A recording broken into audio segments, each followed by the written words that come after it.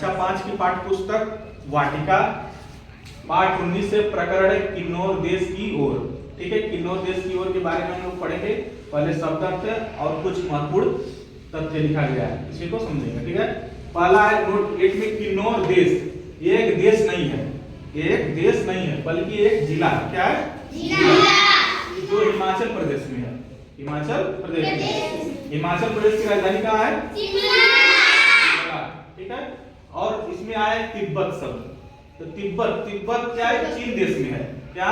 चीन देश में है, हिमालय के पर्वत पर। इसको विश्व का छत भी कहते हैं, रूफ ऑफ द वर्ल्ड, विश्व का छत भी कहते हैं तिब्बत की पठार को। ठीक है, अब यहाँ शब्द और अर्थ के बारे में समझा देते हैं। किन्नौर देश, तो किन्नौर देश के बारे में दिया हिमाचल प्रदेश का एक रमणीक भाग जो तिब्बत की सीमा पर बसा है। ठीक है, तिब्बत बताएं चीन देश में ना।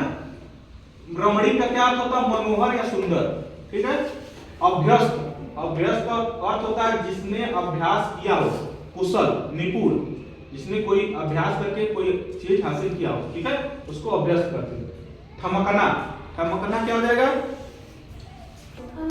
ठमकना चलते चलते रुक जाना। ठीक है, खाना बदोश, खाना बदोश क्या होता है? जिसका कोई घर और ठिकाना न हो, कोई ठिकाना नहीं होता है, कोई एक जगह घर नहीं होता है। ठीक है, इसी को कहते हैं खाना बदोश।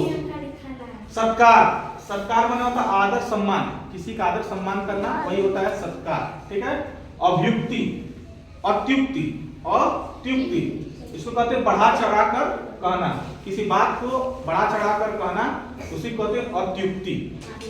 भार्या, भार्या का अर्थ होता है पत्नी। क्या होता है? पत्नी। पत्नी। गत, गत का अर्थ होता है दशा, दशा। ठीक है, दशा। अब सुनो, महात्म्य, महात्म्य माने होता है महत्व। चश्मा, चश्मा का अर्थ होता है झरना। ठीक है, झरना समझे ना। निर्द्वंद, निर्द्वंद का अर्थ होता है बिना लड़ाई झगड़े के, बिना द्वंद के। प्रस्थान, प्रस्थान का अर्थ होता है जाना या रवानगी, किसी एक स्थान से दूसरे स्थान पर जाना, वो क्या हो जाएगा? यात्रा।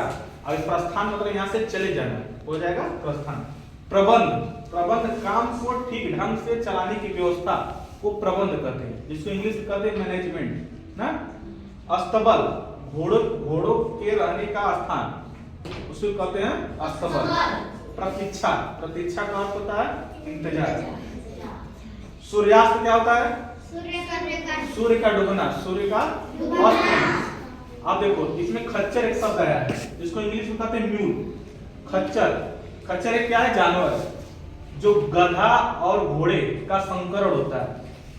गधा का भी उसमें गुण पाया जाता है, घोड़े का भी और गधा का, दोनों का गुण पाया जाता है, वो होता है खच्चर, जिसको इंग्लिश कहते हैं म्यूल।